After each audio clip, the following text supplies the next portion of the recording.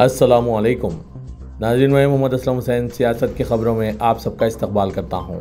आज 5 जनवरी 2025 है। इस्लामिक तारीख के हिसाब से आज 4 रजब 1446 हिजरी है।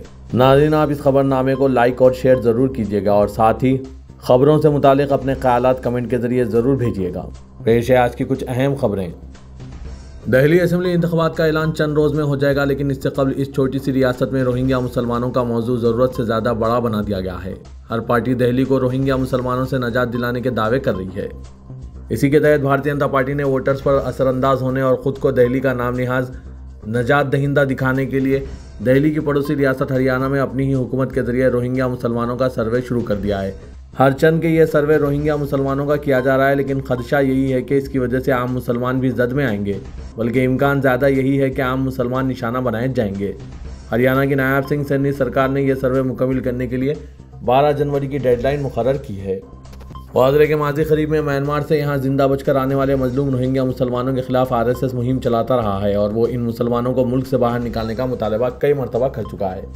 RSS और इससे मुतालिक तंजीमें भी आए दिन रोहिंग्या मुसलमानों के नाम पर हंगामा खड़ा करती रहती है। क्योंकि ये मुसलमान बंगाली बोलते हैं, इसलिए अक्सर यही होता है कि बंगाल और आसाम के मुसलमानों को इसकी वजह से निशाना बनाया जाता है। सुप्रीम कोर्ट का एक तारीखी फैसला सामने आया है। बूढ़े वालिदैन से जायदाद अपने नाम कराने के बाद इन्हें बेयार और मददगार छोड़ देने वाले औलाद के लिए मोहतात होने का वक्त आ गया है। सुप्रीम कोर्ट ने इस हवाले से तारीखी फैसला सुनाते हुए कहा कि अगर कोई ऐसा करता हुआ पाया गया तो इससे जायदाद वापस ले ली जाएगी। अदालत उज़्मा के इस फैसले से ये बात पूरी तरह वाज़ेह हो गई है कि उम्र रसीदा वालिदैन के अखराजात को औलाद को हर हाल में बर्दाश्त करना होगा। इन्हें इनके हाल पर छोड़ देना बहुत महंगा पड़ेगा। सुप्रीम कोर्ट ने अपने फैसले में कहा कि अगर बच्चे अपने वालिदैन की देखभाल करने में नाकाम रहते हैं तो वालिदैन ने इन्हें जो जायदाद या महंगे महंगे तहाइफ दिए हैं, बुजुर्ग शहरियों की देखभाल और वेलफेयर से मुतालिक एक्ट के तहत वापस लिए जा सकते हैं। वाज़रे के ये मामला मध्य प्रदेश का है, जहां उर्मिला दीक्षित नामी खातून ने अपने बेटे सुनील दीक्षित पर इल्ज़ाम लगाया कि इसने जायदाद अपने नाम करने के लिए इनकी देखभाल करने का वादा करने के बावजूद ऐसा नहीं किया। इस पर मध्य प्रदेश हाई कोर्ट ने तो बेटे के हक में फैसला सुना दिया था कि अब जायदाद दोबारा खातून के नाम पर नहीं हो सकती, लेकिन सुप्रीम कोर्ट ने इस फैसले को पलटते हुए मुतालिका ट्रिब्यूनल को हुक्म जारी किया है कि वो जायदाद को वापस अपील कुनिंदा खातून के नाम पर करने और बेटे को वहाँ से निकालने के अहकाम जारी करें और इसे नाफिज करवाएं। साथ ही ये वाज़ेह कर दिया कि ऐसे एक्ट के तहत मुअम्मर शहरियों को ये राहत फराहम करना कानून नाफिज करने वाले इदारों का काम है और इन्हें इसे सदक़े दिल से अंजाम देना होगा। नाज़रीन, सुप्रीम कोर्ट के इस तारीखी फैसले पर आपकी क्या राय है, कमेंट के ज़रिए ज़रूर बताइएगा। मराठवाड़ा के अहम शहर नांदेड़ के पाटबंधारे नगर में 5 और 6 अप्रैल 2006 की दरमियानी शब हुए बम धमाके के केस में नांदेड़ सेशन कोर्ट के जज CV मराठे ने फैसला सुनाते हुए RSS और बजरंग दल से ताल्लुक़ रखने वाले तमाम 10 मुलजिमीन को बाइज्जत बरी कर दिया। बरी होने वाले मुलजिमीन में राहुल पांडे, संजय चौधरी, रामदास मुलंगे, डॉक्टर उमेश देश पांडे, मारुति वाघ, योगेश रविंदर देश पांडे, गुरुराज मिलन, मेघनेश पांडे और राकेश धावरे शामिल हैं। इस मामले में सरकारी वकील के तौर पर CBI की तरफ से एडवोकेट दिलवी ने पैरवी की, जबकि वकील दिफा के तौर पर एडवोकेट पर्डकर और एडवोकेट नितिन रोनवाल ने पैरवी की। अदालत ने जो फैसला सुनाया वो हैरत अंगेज ज़रूर है, क्योंकि मुलजिमीन के ताल्लुक से कई सबूत पेश किए गए थे, लेकिन अदालत ने किसी भी सबूत को काबिल एतबार नहीं समझा और नाकाफ़ी सबूतों का जवाब पेश करते हुए तमाम मुलजिमीन को बरी करने का हुक्म जारी किया। वाज़रे के इस मुकदमे में मजमूई तौर पर 49 गवाहों के बयानात कलमबंद किए गए थे। साथ ही नार्को एनालिसिस, केमिकल तज्जिया और दीगर शवाहिद भी इकट्ठा किए गए थे, लेकिन अदालत ने इन्हें तस्लीम करने से इनकार कर दिया। हालांकि उमूमी तौक़े थी कि इस मुकदमे में मुलजिमीन को सज़ा सुनाई जाएगी, क्योंकि तहक़ीक़ात के दौरान कई अहम हक़ाइक़ मंजर-ए-आम पर आए थे। धमाके के मुकाम से जिंदा बम भी बरामद हुआ था और मुलजिमीन के नार्को एनालिसिस टेस्ट के दौरान भी अहम मालूमात हासिल हुई थी। वाज़रे के मुलजिमीन के RSS और बजरंग दल से ताल्लुक़ के सबूत भी पेश किए गए थे। पूरे मुल्क में नीतीश कुमार के ताल्लुक से गुज़िश्ता कई दिनों से ये खबर आ रही थी कि वो BJP से नाराज़ हैं और जल्द ही वो एक बार फिर पलटी मारने वाले हैं। इस सिलसिले में बिहार के प्रगति यात्रा के दूसरे मरहले में गोपालगंज पहुंचने के बाद वज़ीर आला नीतीश कुमार ने यहां जारी क़यास आरएन को ख़त्म करते हुए कहा कि इसलिए आज इन्हें इसकी वजाहत करनी पड़ रही है। गोपालगंज कलेक्ट्रेट में तरक्याती स्कीमों की जायज़ा मीटिंग में CM नीतीश कुमार ने कहा कि हम 2 बार गलती कर चुके हैं, यहाँ से वहाँ गए थे, अब हमेशा साथ रहेंगे और बिहार के साथ मुल्क की तरक्की करेंगे। वज़ीर आला नीतीश कुमार के इस बयान के बाद सियासी हलकों में चल रही क़यास-आराइयों का खात्मा हो गया। वज़ीर आला ने कहा कि पहले हिंदुओं और मुसलमानों के दरमियान झगड़े की खबरें आती थी। जब बिहार के लोगों ने हमें काम करने का मौका दिया तो बिहार के हालात बदल गए। हर इलाके में तरक्याती काम हो रहे हैं, किसी के साथ कोई इम्तियाजी सलूक नहीं किया गया। हम मिलकर बिहार को मुसलसिल आगे ले जा रहे हैं। वज़ीर आला ने कहा कि बिहार का कोई इलाका तरक्की से अछूत नहीं है। हमने तालीम, सेहत, सड़कों और पुलों की तामीर का काम बड़े पैमाने पर किया है, जिसकी वजह से पहले बिहार के किसी भी कोने से लोगों को पटना पहुंचने में 6 घंटे लगते थे, अब ये घटकर 5 घंटे रह गए हैं। इसके लिए हर तरह का काम किया जा रहा है। नीतीश कुमार ने कहा कि हमने 2020 तक 8 लाख लोगों को सरकारी नौकरियां फराहम की है। इसके बाद हमने 10 लाख लोगों को सरकारी नौकरियां देने का हदफ रखा था, जिसे बढ़ाकर 12 लाख कर दिया गया है।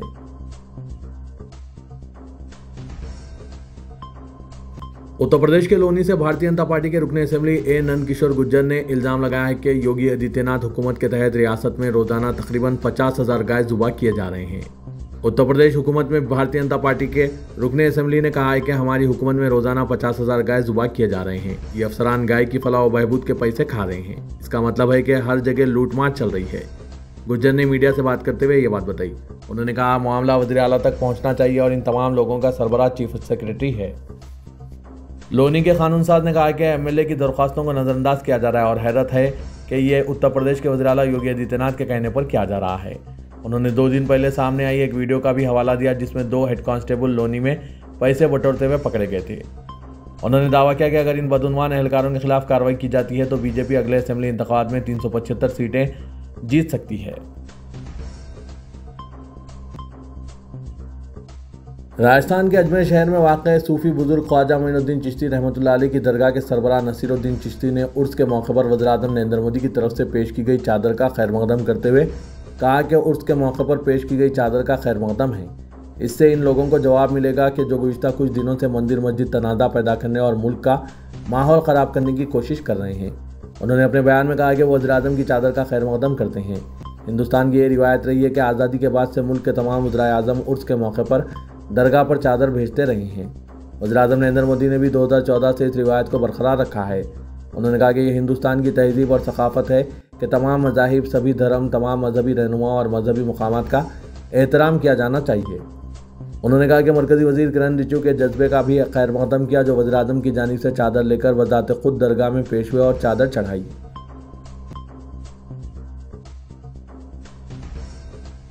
दिल्ली असेंबली इंतखाबात के लिए तारीखों का ऐलान आइंदा चंद दिनों में हो जाएगा, लेकिन इससे कबल बीजेपी ने अपने उम्मीदवारों की पहली फहरिस्त जारी कर दी। इस फहरिस्त में बीजेपी ने 29 उम्मीदवारों का ऐलान किया है, जिसमें बेशतर अहम सीटें हैं। बीजेपी ने साबिक़ वज़ीर आला अरविंद केजरीवाल के खिलाफ साबिक़ रुकने पार्लियामेंट प्रवेश वर्मा को मैदान में उतारा है। वो मगरबी दिल्ली सीट से रुकने पार्लियामेंट रह चुके हैं और साबिक़ वज़ीर आला साहेब सिंह वर्मा के बेटे हैं। इस सीट से संदीप दीक्षित कांग्रेस के उम्मीदवार हैं। इनके अलावा काकाजी सीट पर वज़ीर आला आतिशी के सामने बीजेपी ने साबिक़ रुकने पार्लियामेंट रमेश भदौड़ी को उतारा है। ये वही भदौड़ी है जिन्होंने पार्लियामेंट में मुसलमानों के खिलाफ जहर अफशानी की थी। राजस्थान के अजमेर में एक अदालत ने वज़ीर आज़म नरेंद्र मोदी को अजमेर शरीफ दरगाह पर चादर चढ़ाने से आर्जी तौर पर रोकने की दरख्वास्त दायर की है। दरख्वास्त गुजार हिंदू सेना ने अपनी शरंगेज़ अपील में कहा है कि ये एक मुतनाज़ा ढांचा है और वज़ीर आज़म का चादर भेजने का अमल अदालत को सियासी जवाब फराहम करे। हिंदू सेना ने कहा है कि मरकज़ी हुकूमत की जानिब से ज़ेर गौर दरगाह अजमेर जो मुतनाज़ा ढांचे को चादर भेजकर किसी भी किस्म के सियासी जवाब फराहम करने से न सिर्फ अदालती अमल में रुकावट आएगी बल्कि क़ानूनी आज़ादी भी मजरू होगी। इसलिए इसे अजमेर दरगाह से मुतालिक केस का फैसला आने तक रोक देना चाहिए। दरख्वास्त हिंदू सेना के सरबराह विष्णु गुप्ता ने अपने मुकदमे के हिस्से के तौर पर दायर की है, जिसमें दावा किया गया है कि सूफी बुजुर्ग ख्वाजा मोइनुद्दीन चिश्ती रहमतुल्लाह अलैह का मज़ार शिव मंदिर के ऊपर बनाया गया है। गुप्ता ने अपनी अर्जी में कहा है कि अजमेर शरीफ दरगाह को हिंदू सेना के हवाले किया जाए ताकि वहां मंदिर बनाया जा सके। नाज़रीन, ये हिंदू सेना के गुप्ता के ख्यालात पर आपकी क्या राय है? कमेंट के जरिए ज़रूर बताइएगा।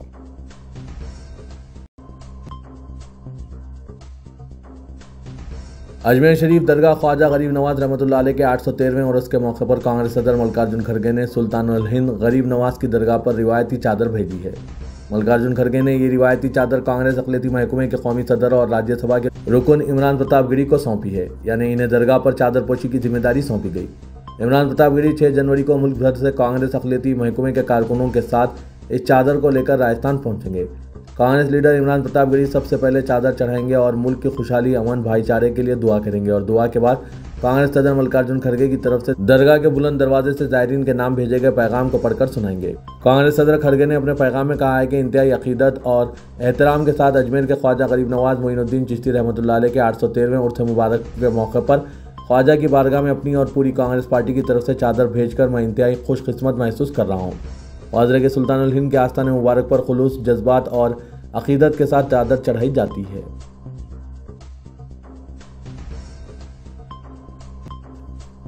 उत्तर प्रदेश के मुजफ्फरनगर में 2013 में हुए फिरकाराना फसादात केस में मुकामी अदालत ने उत्तर प्रदेश के वजीर कपिल देव अग्रवाल, रुकने पार्लियामेंट हरिंदर मलिक, साबिक मरकजी वजीर संजीव बालियान, वीएचपी लीडर साध्वी प्राची, सुरेश राणा और दासना के महंत यति नरसिंहानंद समेत 19 मुलजिमीन पर इल्जामात आयद किए हैं।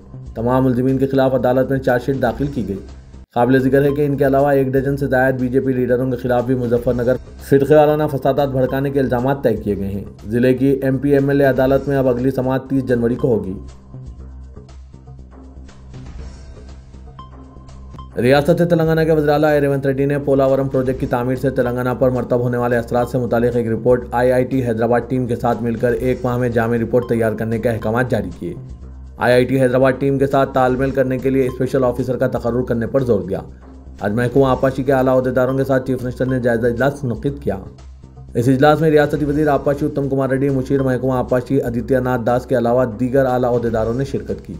चीफ मिनिस्टर रेवंत रेड्डी ने पोलावरम प्रोजेक्ट की तामीर से भद्राचलम मंदिर को लाहक खतरे के बारे में एक जामे मुताला करने का हुक्म जारी किया। अहदेदारों ने चीफ मिनिस्टर को बताया कि साल 2022 में 27 लाख क्यूसिक सैलाबी पानी छोड़ा गया, जिससे भद्राचलम का इलाका पूरी तरह पानी से लबरेज हो गया।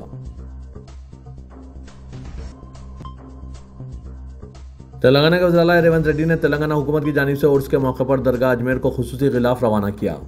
इस मौके पर रियासत तेलंगाना और मुल्क की तरक्की, खुशहाली, अमन व अमान के लिए खुसूसी दुआएं की गई। इस प्रोग्राम में रियासती वज़ीर डी श्रीधर बाबू, कोंडा सुरेखा, कांग्रेस के रुकने कानून साज कौंसल जनाब आमिर अली खान, सदर नशीन रियासती हज कमेटी मौलाना सैयद शाह गुलाम अफजल बियाबानी, खुसरो पाशा, सदर नशीन रियासती वक्फ बोर्ड सैयद अजमतुल्लाह हुसैनी, सदर नशीन रियासती अक़लियती मालियती कॉरपोरेशन अब्दुल्ला कोतवार, प्लानिंग कमीशन के नायब सदर नशीन जी चिन्ना रेड्डी, कांग्रेस के कायदीन मोहम्मद मकसूद अहमद, मुजफ्फर अली खान, मतीन शरीफ और दूसरे मौजूद थे।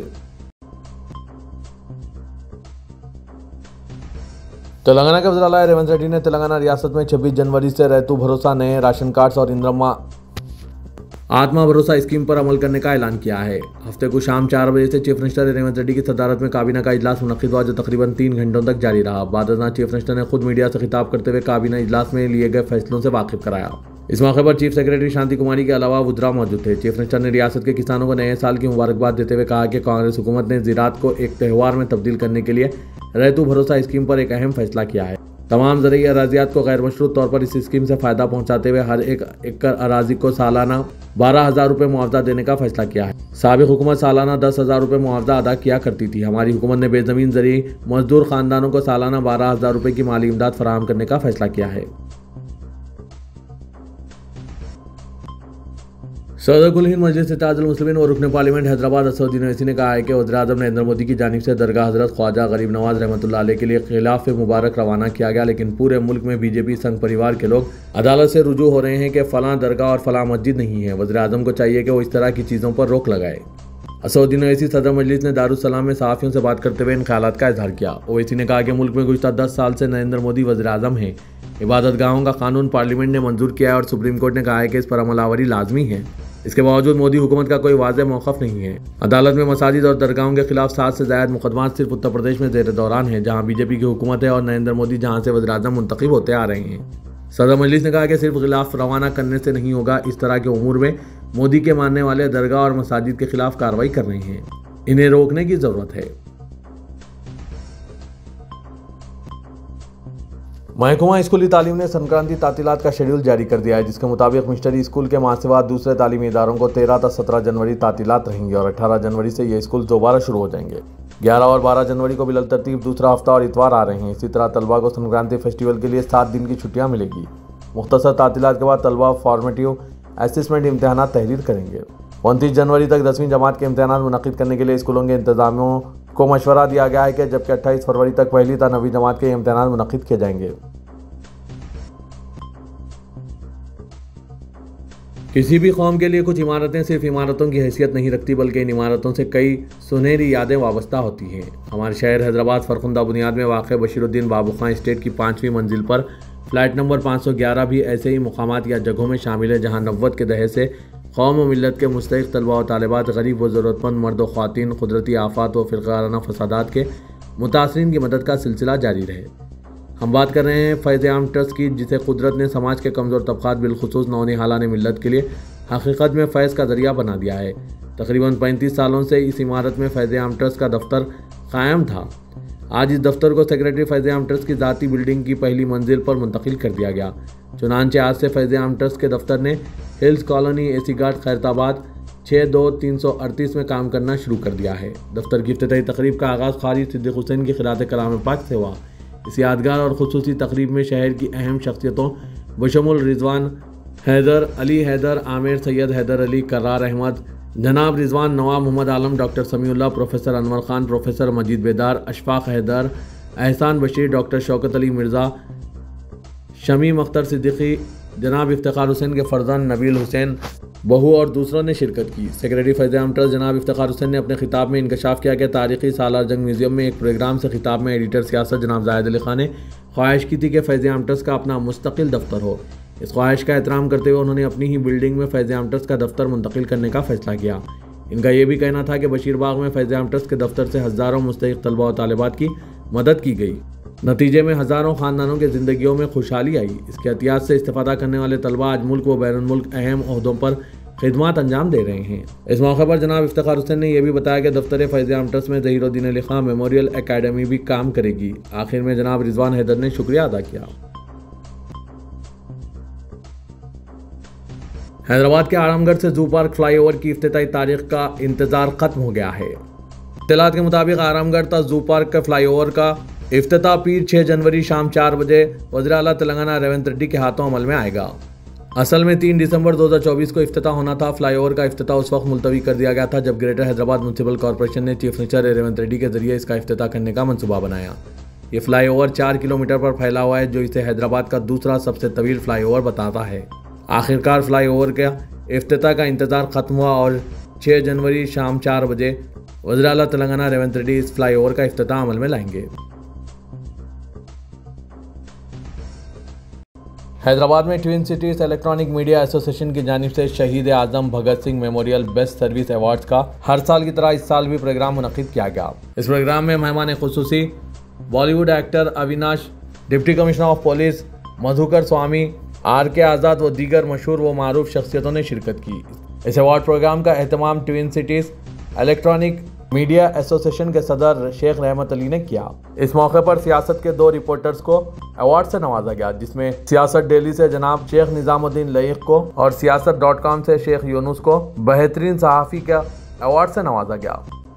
इस मौके पर AHN न्यूज़ के सीनियर जर्नलिस्ट सैयद यूसुफुद्दीन को भी अवार्ड से नवाजा गया। साथ ही सोशल वर्कर जनाब सनाउल्लाह खान को भी TCEMA की जानिब से अवार्ड पेश किया गया। इस मौके पर सहाफ़ी बरादरों की जानिब से इन सभी सहाफ़त से ताल्लुक़ रखने वाले और सोशल वर्कर्स को अवार्ड्स के लिए मुबारकबाद पेश की गई।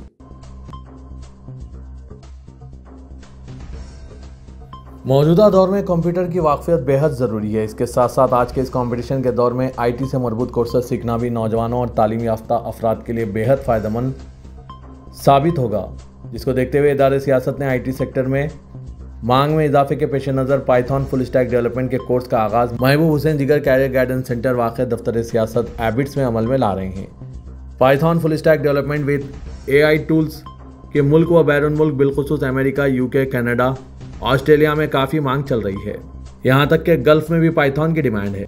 कोई भी ग्रुप के अफराद इस सुनहरे मौके से इस्तेफादा हासिल कर सकते हैं। हुकूमत तेलंगाना की जानिब से भी इंफॉर्मेशन टेक्नोलॉजी के फ़रोग़ के लिए काम किया जा रहा है और AICT का भी आगाज़ अमल में लाया जा रहा है। इदारे सियासत की जानिब से Python full stack development with AI tools का फ्री बूट कैंप मंगल 7 जनवरी 2025 रात 8 बजे से अमल में लाया जा रहा है, जिसमें HTML, MySQL, CSS, JavaScript, Django, Python, AI tools, ChatGPT, Gemini, perplexity और दूसरे AI टूल्स करवाए जाएंगे। मज़ीद तफसीलात के लिए इन फ़ोन नंबर पर रब्त पैदा कर सकते हैं। फ़ोन नंबर है 9000191481 9393876978।